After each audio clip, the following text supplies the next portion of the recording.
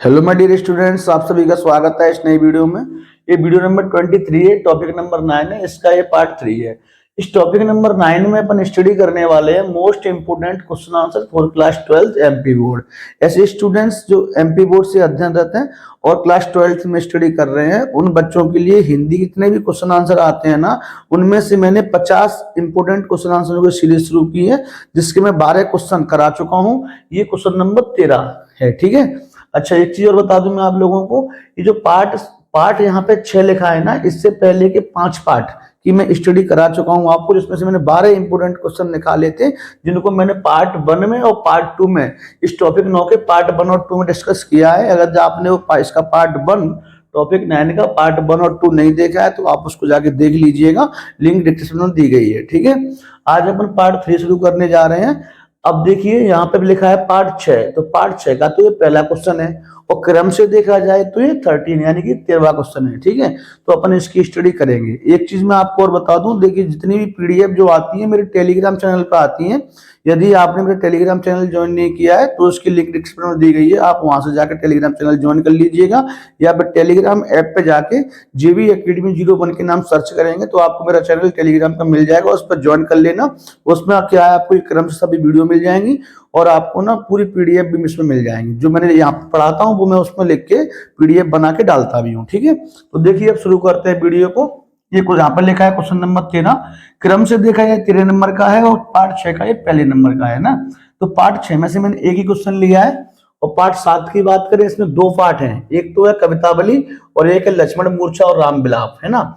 ये दोनों ही पाठों को एक ही पाठ में मिक्स कर दिया गया है। इसके जो राइटर हैं वो है तुलसीदास जी, ठीक है। इसमें से देखिए मैंने एक क्वेश्चन लिया है और एक क्वेश्चन ही मैंने पार्ट 6 में से लिया है, यानी कि बादल राग पाठ का नाम है, सूर्यकांत त्रिपाठी जी इसके क्या है, राइटर हैं, ठीक है। अगर कोई क्वेश्चन पार्ट 6 से आता है तो यही वाला आएगा, पार्ट 7 से आता है तो ये वाला आ सकता है, ठीक है। दो ये ऑब्जेक्टिव नीचे लिखे हुए, इनको समझिए ध्यान से कैसे। तो यहाँ पे पहला क्वेश्चन देखिए 13 नंबर का है, इसका पहला है, वैसे क्रम से 13 है, यहाँ 14 है। दो ही क्वेश्चन डिस्कस करने वाले हैं दोनों पार्टों में से। ये 2 क्वेश्चन आपने कर लिए, दोनों पार्ट आप क्लियर हो जाएंगे, ठीक है। तो देखिए क्वेश्चन नंबर 13 क्या कहता है कि अस्थिर सुख पर दुख की छाया, इस पंक्ति दी गई है, अस्थिर सुख पर दुख की छाया पंक्ति में, इस पंक्ति में दुख की छाया किसे कहा गया है। देखिए अस्थिर का मतलब क्या होता है, जो कभी न चलने, सदा न चलने वाला हो, कुछ समय के लिए जो चीजें होती है उसे अस्थिर बोलते हैं, ठीक है। तो अस्थिर सुख पर, जो जिन लोगों का सुख अस्थिर होता है, यानी कि जो गलत तरीके से धन कमा लेते हैं, उन लोगों का सुख क्या होता है, अस्थिर होता है। तो उनके ऊपर क्या होती है, दुख की छाया हमेशा मंडराती रहती है, हमेशा उन्हें दुख यानी कि दुख आने की आशंका बनी रहती है। तो यहाँ पे देखिए, इसको फिर समझिए एक बार, अस्थिर सुख पर दुख की छाया, पंक्ति में दुख की छाया किसे कहा गया है, लेकिन यहाँ कविता में किसे कहा गया है उसे समझिए, ठीक है। तो देखिए ध्यान से, जो कवि है सूर्यकांत त्रिपाठी नरला जी ने यहाँ पर दुख की छाया किसे कहा है। तो देखिए इस पंक्ति में दुख की छाया क्रांति और विनाश की आशंका को कहा गया है। नोटिस करने वाली बात है, एक तो वर्ड है क्रांति, एक वर्ड है विनाश, यानी कि क्रांति और विनाश की आशंका, यानी कि इनके आने का भय, ठीक है, आशंका इनकी को कहा गया है, ठीक है। तो ये जो क्रांति है और विनाश का जो भय होता है वो किन लोगों को होता है, समझिए ध्यान से इसको, है ना। तो यहाँ पर क्लियर हो गया, इस पंक्ति में दुख की छाया किसे कहा गया है, क्रांति और विनाश की आशंका को कहा गया है। यहाँ तक अगर ऑब्जेक्टिव आता है तो इसका आंसर यहाँ तक सीमित हो गया, लेकिन ऑब्जेक्टिव नहीं, 2 नंबर का या 3 नंबर क्वेश्चन यहाँ से आता है तो आपको पूरा ही लिखना पड़ेगा। बहुत आसान भाषा है, ध्यान से समझ लीजिएगा, देखने में बड़ा लग रहा है लेकिन आसान बहुत है। यहाँ पे क्रांति और विनाश की आशंका को कहा गया है, अर्थात क्या कहना चाहता है कभी, देखिए पूंजीपति जो लोग होते हैं, जो पूंजीपति धनवान जो लोग होते हैं, वो कमजोर वर्ग के लोगों का क्या करते हैं, शोषण करते हैं। आपने भी अक्सर देखा होगा, हर जगह से आपको मिल जाएगा कि जहां जहां धनवान लोग हैं, पूंजीपति लोग हैं, वो क्या करते हैं, जो कमजोर वर्ग के लोग होते हैं, निम्न कास्ट के जो लोग होते हैं, उनका क्या करते हैं, वो शोषण करते हैं। देखिए ये लोग कमजोर को और कमजोर करते हैं, कौन करते हैं, एक पूंजीपति लोग। किसको करते हैं, जो कमजोर वर्ग के लोग हैं, है ना, जो मजदूर वर्ग के लोग हैं, उनको और कमजोर, वैसे भी कमजोर है, उन्हें और भी कमजोर कर देते हैं, लालच दे करके, है ना, उनकी परेशानियों को समझ के कि ये परेशान है तो इसको हमारे यहाँ काम करना पड़ेगा, इस प्रकार से ना वो उनको और भी कमजोर बनाते हैं अपनी बातों से। परंतु लेकिन ना उनको एक चीज का हमेशा भय रहता है, क्या भय, लेकिन हमेशा इन पूंजीपतियों को यह भय बना रहता है कि कहीं एक कमजोर वर्ग के लोग हमारे खिलाफ कोई क्रांति ना कर दे। आ गया क्रांति, आ गया ना क्रांति वर्ण, ठीक है। तो क्रांति का भय किसको रहता है? ये रहता है पूंजीपति लोगों को, ठीक है। और हमारा विनाश ना हो जाए, इनको दो चीजों का भय रहता है, क्रांति और विनाश, ठीक है। तो इनको भले शोषण करते हैं उनका, लेकिन कहीं ना कहीं इनको आशंका रहती है कि कहीं हम ज्यादा शोषण इनका कर लेंगे तो कहीं ये क्रांति ना कर दें, कोई हमें भैया रिपोर्ट वगैरह जेल थाने ना भिजवा दे, कोई मर कर ना जाए। इनको इस प्रकार का भय बना ही रहता है, ठीक है।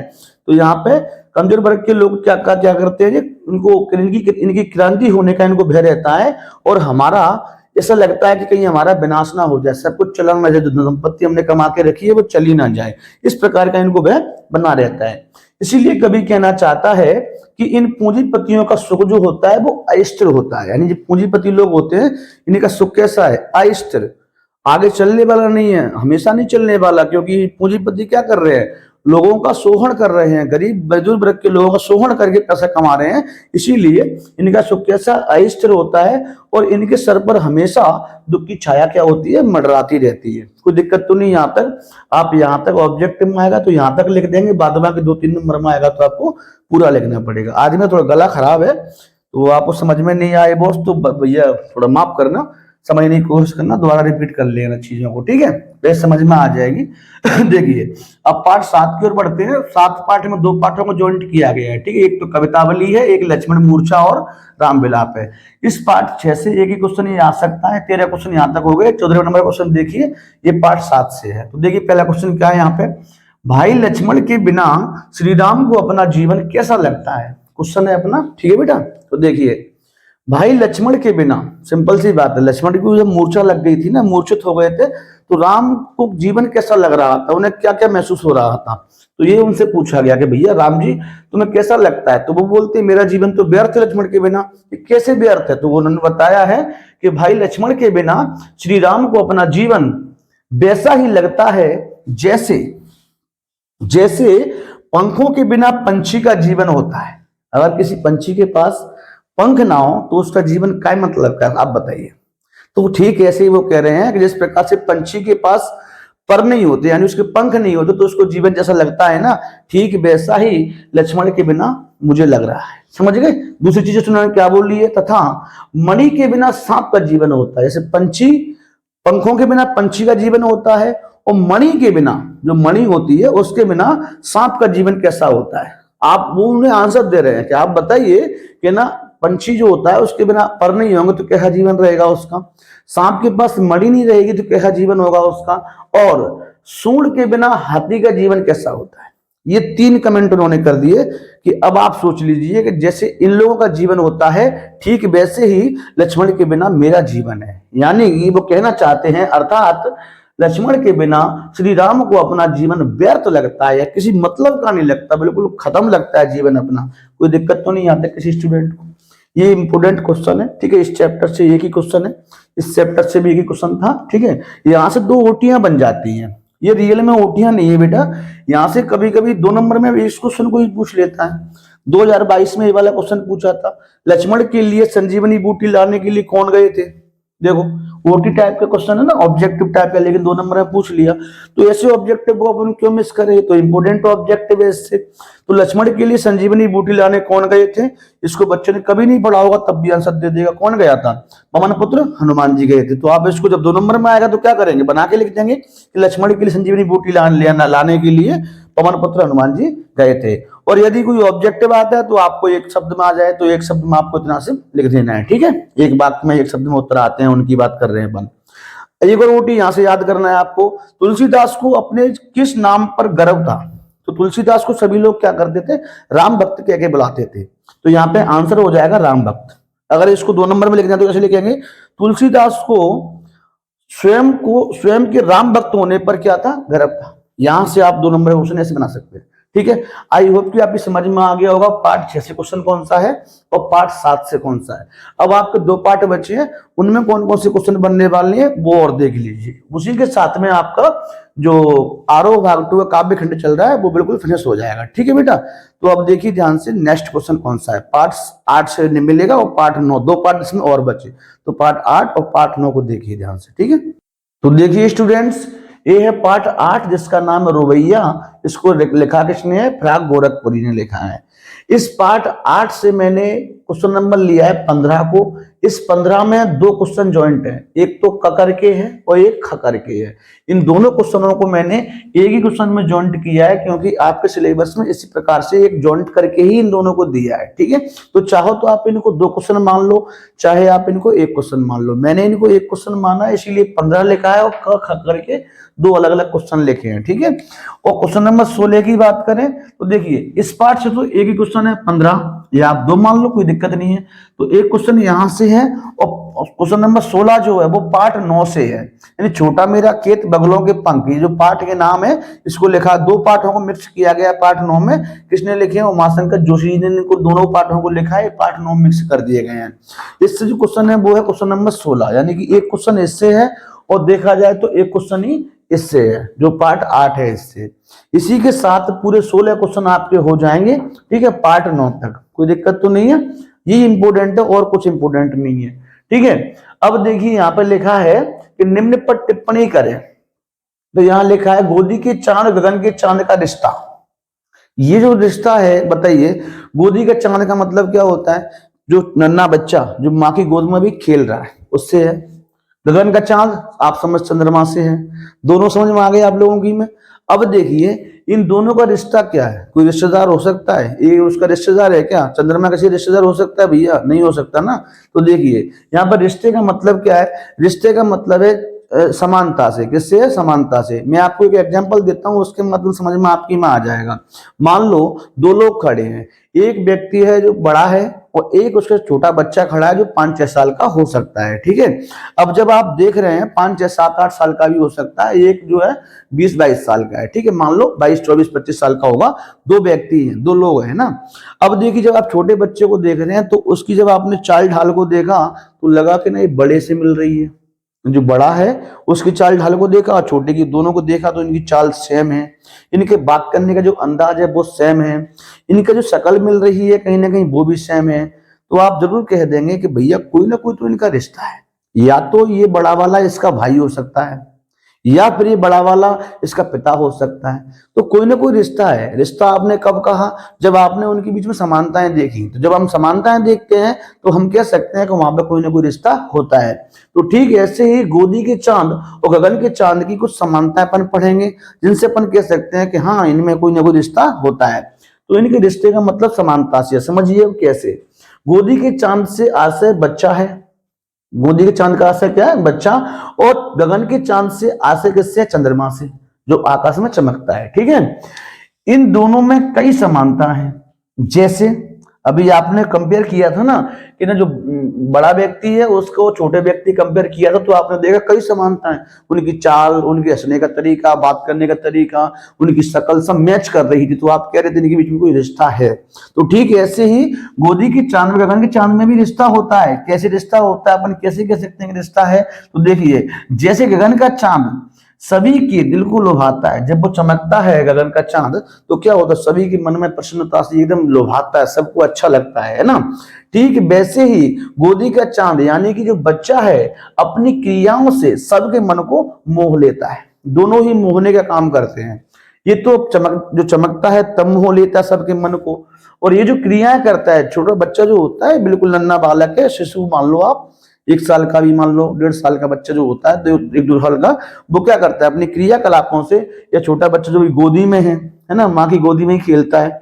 2-3 साल तक तो बच्चे गोदी में खेलते ही रहते हैं ना, गोदी में ही रहते हैं माँ की में। तो वो जो क्रियाकलाप करता है वो भी क्या करता है? सबके मन को अपने क्रियाकलापों से, अपनी क्रियाओं से मोह लेता है। तो एक समानता तो इनमें यही मिल गई। दूसरी क्या है? और जिस प्रकार गोदी का चांद अपनी माँ को हर्षित करता है, जब बच्चा गोदी में होता है तो उसकी माँ बहुत प्रसन्न होती है, दुनिया की सारी उसे खुशी मिल जाती है जब उसका बच्चा उसकी गोदी में होता है, यानी कि उसको हर्षित करता है। ठीक वैसे ही गगन का चांद जो होता है सभी बच्चों को हर्षित करता है। जितने भी बड़े बड़े बच्चे होते हैं, 7-8 साल के, 10 साल के, मान लो 5-6 साल के, या और छोटों की बात कर लें, जितने भी बच्चे खेलते हैं वो चांद को देख के बहुत खुश होते हैं, पता नहीं उसे क्या समझते हैं। ठीक है, तो ये था इसमें तो अपन कह सकते हैं कुछ समानता इसमें मिल रही है। तो अपन कह सकते हैं गोदी के चांद गगन के चांद में कोई रिश्ता तो है। इस पर अपन ने कमेंट कर दिया, टिप्पणी करने के लिए बोला था, अपन ने इनके बारे में, दोनों के बारे में लिख दिया। भला मैं अगर आपसे क्वेश्चन करूं कि वैसे तो रिश्ता क्या हो सकता है, तो आप लोगों ने देखा होगा, मैं थोड़ा सा आपको वैसे बता रहा हूं, समझना मेरी बात को। कई रिश्ते हैं नॉर्मली देखा जाए तो, जब एक बच्चा छोटा होता है बिल्कुल 1-2 साल का होता है या 3-4 साल का होता है, मान लो बोलना सीख गया बच्चा, वो तो जब बच्चा बोलना सीख जाता है तो वो चंद्रमा को देखता है, देखता है तो बोलता है ओ जो तो खिलौना है। मम्मी से बोलता मम्मी, पापा से बोलता पापा मैं ना ये वाला खिलौना लूंगा। तो बच्चे ने उस चांद को क्या बना दिया, खिलौना बना दिया। अब पापा बोलते हैं नहीं नहीं बेटा ये खिलौना नहीं है, चंद्रमा तो मामा है। तो अब देखिए पापा ने उसको उस बच्चे के क्या बना दिया, मामा बना दिया। तो ये मामा का रिश्ता तो होता है ना। चलिए एक और बताता हूँ। मम्मी बोलती है कि बेटा टेंशन मत कर, रो मत, तेरे लिए ना चांद से दुल्हन लेके आऊंगी। यानी कि मम्मी ने तो और भी कमाल कर दिया, उस चंद्रमा को उसकी दुल्हन ही बना दिया। तो देखिए नॉर्मल रिश्ते चलते रहते हैं ना, लेकिन इनमें सब रिश्ते कैसे फेक है, ये सब कहावतें हैं, ठीक है, याद रखना इस चीज का। रियल में क्या है कि इनकी समानताएं मिलती हैं, इसीलिए अपन कह सकते हैं कि भैया ये रिश्ता है। ठीक है, क्या क्या समानता है आपने पढ़ी ली है अभी। ये भी दोनों मन में होने का काम करते हैं, बच्चा अपनी माँ को हर्षित करता है, खुश करता है, और गगन का चांद सभी बच्चों को खुश कर देता है। ये कुछ समानता का अपन कह सकते हैं, गगन के चांद में और गोदी के चांद में कोई ना कोई रिश्ता होता है। ये टिप्पणी अपन ने इसके ऊपर कर दी, आई होप कि समझ में आ गया होगा। ठीक है, बात करते हैं सावन की घटाएं और रक्षाबंधन का पर्व। ध्यान से इसको पढ़िए, सावन की घटाएं, घटाएं जानते हैं ना, काली घटाएं, कहते नहीं काली घटाएं, वो एक कहावत है ना गांव में चलती है कि काली घटा डरपावनी शीत भरेंगे खेत। यानी काली घटा डरपाती है, जब बिल्कुल काली घटा छा जाती है, बेली कड़कती है, तो क्या लगता है, डर सा लगता है एकदम, पता नहीं क्या हो रहा है आसमान में, है ना। तो सावन की घटाएं और रक्षाबंधन का पर्व, दोनों को ध्यान से देख लिया ना, सावन की घटाएं और रक्षाबंधन का पर्व, दोनों में आपको कुछ कमेंट करना है, इन दोनों के बारे में बताना है कुछ ना कुछ, क्या क्या कब कब होता है, कब आते हैं कब नहीं आते हैं, इनमें क्या क्या होता है। ठीक है, ये आपको लिखना है इसके बारे में। तो सावन की घटाएं की बात करें और रक्षाबंधन के पर्व की बात करें, तो देखिए रक्षाबंधन का पर्व होता है वो सावन में ही आता है। तो रक्षाबंधन का पर्व सावन के महीने में आता है। ठीक है, आता है, यहां तक हो गया। सावन, रक्षाबंधन का जो पर्व होता है सावन के महीने में आता है, ये बात तो कॉमन सी है, सब जानते हैं इसको। तो ठीक है, अब देखिए इसमें क्या होता है और इसमें क्या होता है। तो देखिए सावन में तेज बारिश होती है, क्लियर है, तथा रक्षाबंधन के आने पर, सावन के आने पर क्या होना शुरू हो जाता है, बारिश।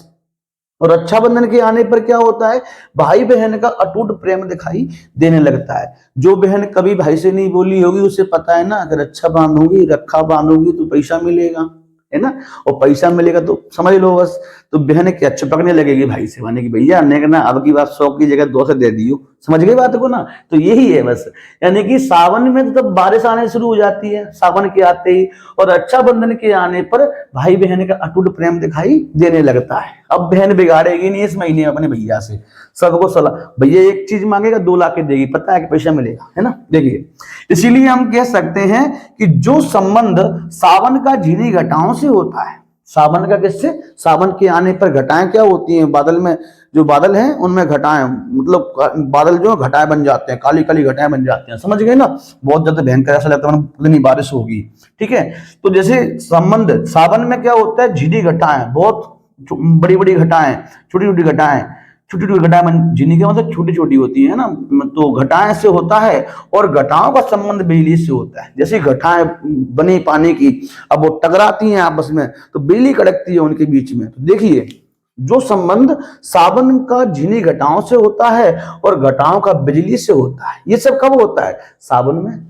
ठीक है, तो रक्षाबंधन पे क्या होता है, रक्षा वही संबंध भाई का बहन से होता है, यानी कि रक्षाबंधन के आते ही भाई बहन का संबंध घनिष्ठ हो जाते हैं। घटाओं का संबंध सावन से हो जाता है और बेली से हो जाता है, और सावन का संबंध घटाओं से हो जाता है, समझ गए मेरी बात, यानी सावन का संबंध घटाओं से हो जाता है और घटाओं का संबंध बेली से हो जाता है।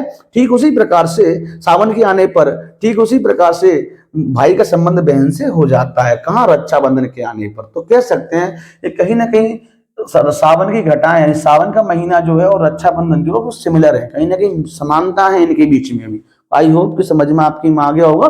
टिप्पणी आपको करना है कुल मिलाकर के, इसके ऊपर लिखना है कुछ ना कुछ। ठीक है बेटा, अब बात करते हैं पार्ट 9 की। पार्ट 9 का नाम मैंने आपको बता ही दिया, ये दोनों इसमें ज्वाइंट किए गए हैं।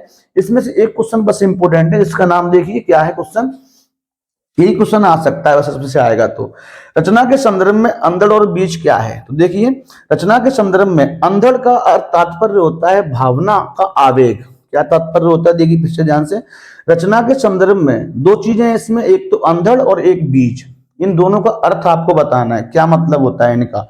इस रचना में छोटा मेरा खेत चौकन्ना, कागज का एक पन्ना, ये जो रचना है छोटा मेरा खेत, इसमें जो उमाशंकर जोशी है इन्होंने अंधड़ का मतलब क्या बताया है और बीज का मतलब क्या बताया। तो रचना के संदर्भ में अंधड़ का तात्पर्य उन्होंने बताया है भावनाओं का आवेग, और बीज का अर्थ बताया है कवि के मन में उत्पन्न हुए विचार एवं अभिव्यक्ति। समझिए इसको कैसे। देखिए, मान लो कि मानसून के आने पर हम बाजरा बोने जाते हैं या कोई फसल बोने के लिए जाते हैं, तो जैसे ही मानसून आए हमने क्या किया, बीज बोना शुरू कर दिया।